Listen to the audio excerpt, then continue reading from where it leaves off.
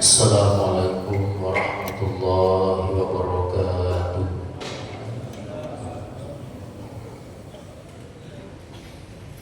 Alhamdulillah wa syukurillah, wassalatu wassalamu ala rasulillah wa ala alihi wa ashabihi wa mawala. Hadirin wal hadirat jamaah subuh rahimakumullah. Mari sama-sama kita bersyukur kepada Allah dengan melafazkan kalimat hamdalah alhamdulillahirabbil alamin. Selanjutnya sama-sama kita bersalawat dan bersalam kepada junjungan kita Nabi Muhammad beserta keluarga, sahabat dan seluruh umatnya. Allahumma shalli wa sallim wa barik ala sayyidina Muhammad wa ala alihi wa ashabihi wa ummatihi ajma'in. Amma ba'd, hadirin wal hadirat jamaah subuh rahimakumullah. Insyaallah pada kesempatan ini kita lanjutkan kembali pembahasan kita tentang hikmah perjumpaan Nabi Sallallahu Alaihi Wasallam dengan beberapa nabi di setiap langit saat melakukan Mi'raj untuk menerima sholat. Subuh ini kita akan membahas tentang perjumpaan Nabi dengan Nabi Musa alaihissalam, yang mana beliau berjumpa di langit ke-6. Ini berarti bahwa kita sudah masuk pada fase atau level atau tingkatan kesadaran yang ke-6 yang harusnya kita bangkitkan pada diri kita sebelum kemudian kita melaksanakan ibadah sholat. Nabi Musa sesungguhnya beliau dikenal sebagai Kalimullah. Kenapa disebut sebagai Kalimullah? Oleh karena Nabi Musa ini termasuk nabi yang paling sering bercakap-cakap dengan Allah Subhanahu wa taala. Sesungguhnya Nabi Musa dengan umatnya terkenal dengan kecerewetan mereka. Umatnya Nabi Musa itu luar biasa cerewetnya, termasuk Nabi Musa sendiri, tetapi beda dengan umatnya. Kalau Nabi Musa cerewet itu hal-hal positif atau yang baik-baik. Adapun umatnya cerewet tapi pada hal-hal yang bisa membawa mereka kepada kebinasaan. Disebutkan di dalam riwayat seperti kitabnya Ibnu Katsir tentang Qasasul Anbiya, bahwa umatnya Nabi Musa itu saking cerewetnya, pernah mereka mengundang Nabi Musa untuk makan bersama, sekaligus mereka mengundang Tuhan. Ini umatnya Nabi Musa banyak tingkah-tingkahnya yang aneh. Jadi mereka mengundang Nabi Musa, ketika Nabi Musa sudah sampai di tempat perjamuan makanan itu, mereka bertanya, Musa, mana Tuhan? Nabi Musa, kenapa Tuhan? Kami juga mengundangnya. Mereka juga mengundang Tuhan. Di suatu kesempatan Allah sampaikan kepada Nabi Musa, ya Musa, sampaikan kepada umatmu agar mereka tidak ke laut dulu. Jangan ada yang turun ke laut dulu, fokus untuk ibadah. Apa yang mereka lakukan?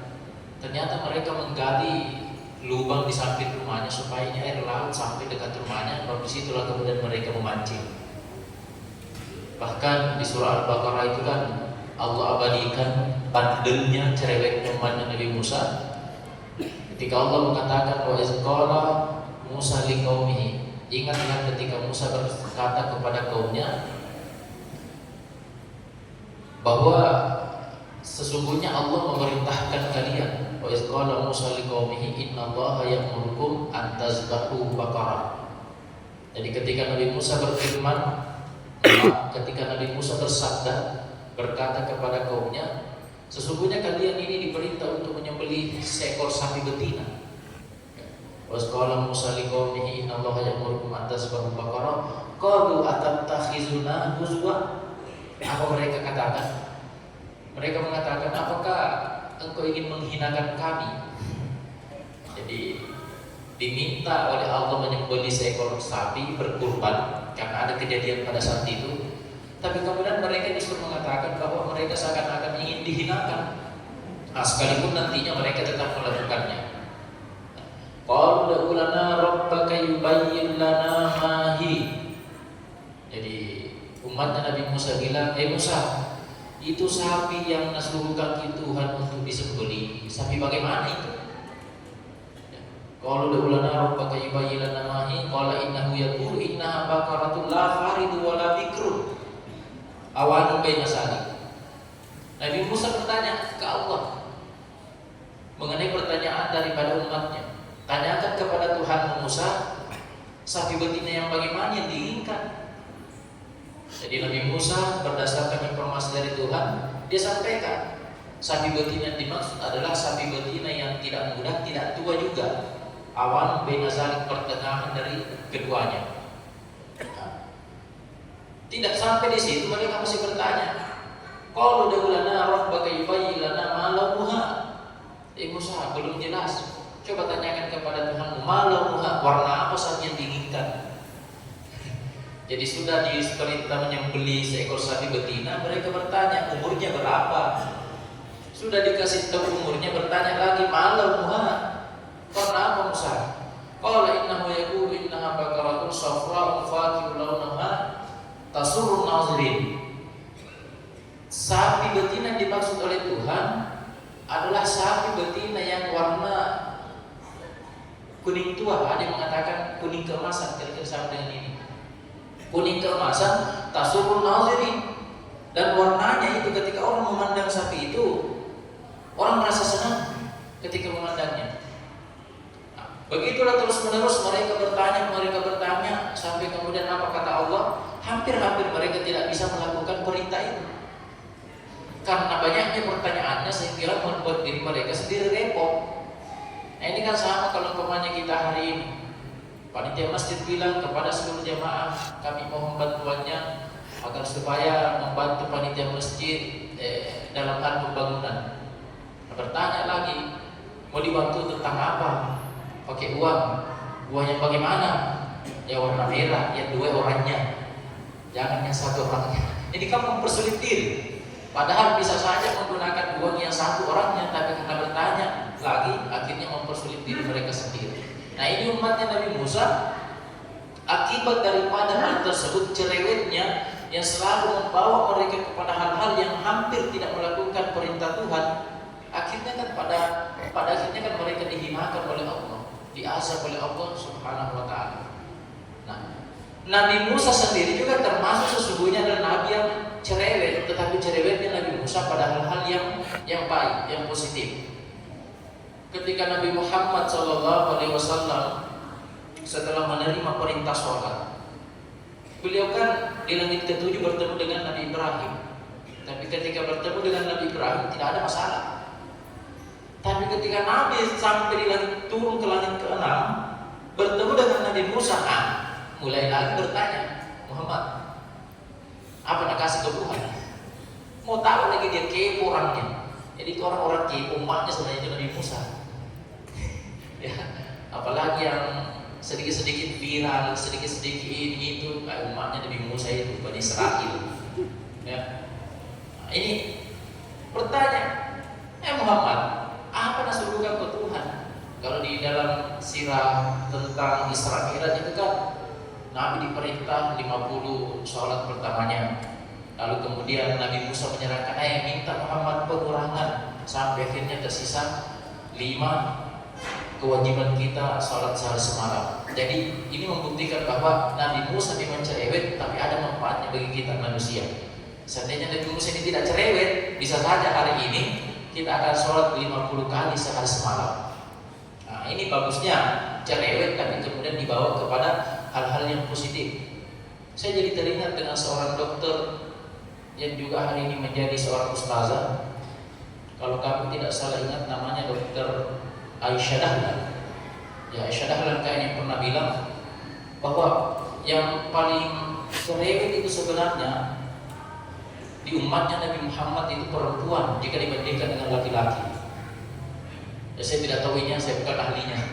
Saya menyampaikan, kata Dr. Aisyah Dahlan, itu perempuan dalam sehari semalam, mereka itu bisa mengeluarkan kata-kata sampai 20.000 kata sehari semalam. Kalau laki-laki itu cukup dengan 7.000 kata. Nah, sehingga kata Dr. Aisyah Dahlan, itu perempuan kalau dalam sehari semalam tidak sampai 20.000 keluar kata-kata dari mulutnya, itu berpotensi kena penyakit serangan jantung. Jadi bapak-bapak ini kalau ibu di rumah sedikit cerewet, biarkan saja. Karena anggap di radio solak, radio rusak. Karena itu katanya berpotensi membuatnya sakit, bahkan stroke dan berbagai macam penyakit itu berpotensi. Nah, jadi ibu-ibu juga kalau sementara menokok di rumah, baru kemudian suaminya marah, langsung kasih tahu, langsung mentukar kamu mengganti mati. Ya. Tapi saya kurang tahu apakah benar adanya ini, Allah Allah. Ini kami bukan ahlinya tentang hal itu, hanya menyampaikan saja apa yang disampaikan oleh Dr. Aisyah. Nah, terlepas daripada hal itu, saya kembali. Apa hikmah Nabi SAW bertemu dengan Nabi Musa? Ternyata kata ulama-ulama ahli tasawuf itu sebenarnya adalah sebuah simbol bahwa kita ini sebagai hamba kepada Allah Subhanahu wa Ta'ala, biasakanlah diri untuk diskusi dengan Tuhan. Biasakan diri untuk bincang-bincang dengan Tuhan, komunikasi dengan Tuhan, apalagi menjelang sholat. Apa maksudnya? Kami langsung saja prakteknya. Seorang yang paham tentang hal ini, pembahasan tentang ini, setiap kali dia berdiri untuk melaksanakan ibadah sholat, dia akan mulai dengan cara apa? Berdiskusi dengan Tuhan. Minimal kalau bahasanya Imam Al-Ghazali dalam Ihya Ulumuddin, yang pertama harus dilakukan sebelum buat takbir, lakukanlah hudurul qalbi, hadirkan hati. Yang sesungguhnya ini adalah kesadaran bahwa Allah Subhanahu wa Ta'ala pasti sedang memandang kita. Sadarkan diri kita bahwa Allah sedang memandang.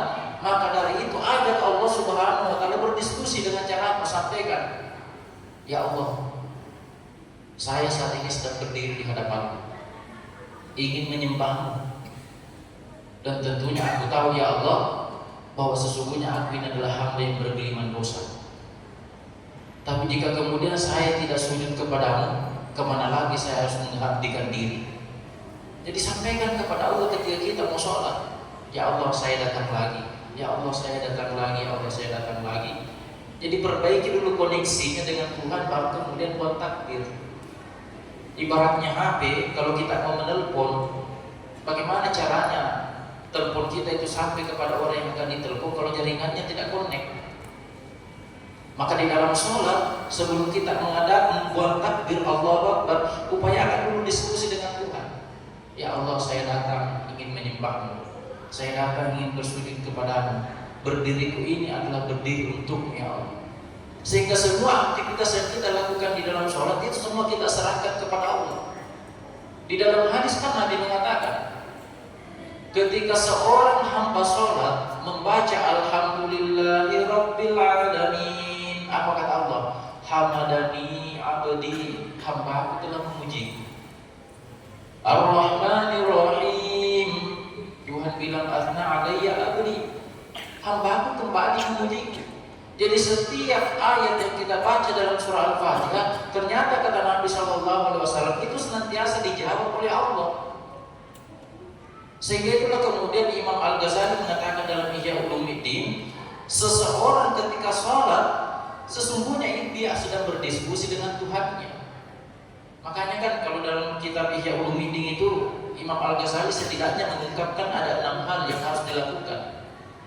Sekalipun ke-6 hal ini tidak mesti dilakukan semua, tetapi minimal salah satu di antara ke-6-nya. Di antaranya apa? Melakukan ta'zim kepada Allah. Apa itu ta'zim? Mengagungkan Allah Subhanahu wa Ta'ala. Selain itu, kita harus juga menimbulkan dalam hati kita yang namanya sifat raja. Kita sholat karena apa? Karena merasa butuh kepada Allah Subhanahu wa Ta'ala. Kita sholat karena apa? Di dalam sholat itu kita harus mengakui bahwa kita ini adalah hamba yang lemah. Di dalam sholat itu kita harus mengakui bahwa ya Allah sesungguhnya saya ini malu berhadapan denganmu. Saya ini hamba yang berlumuran dosa, tetapi kemana saya harus menghadap jika bukan kepadamu ya Allah? Nah, sehingga itulah kemudian kita pindah, kita habiskan suku ini ke langit ketujuh. Nabi SAW bertemu dengan Nabi Ibrahim alaihissalam yang dikenal dengan apanya? Kepasrahan dirinya kepada Allah Subhanahu wa Ta'ala. Coba kita lihat ketika Nabi Ibrahim diperintah oleh Allah, Ibrahim berkurbanlah. Apa yang dilakukan oleh Nabi Ibrahim? Beliau berkurban 1000 ekor kambing. Di lain kesempatan Nabi Ibrahim berkurban berapa? 500 ekor unta.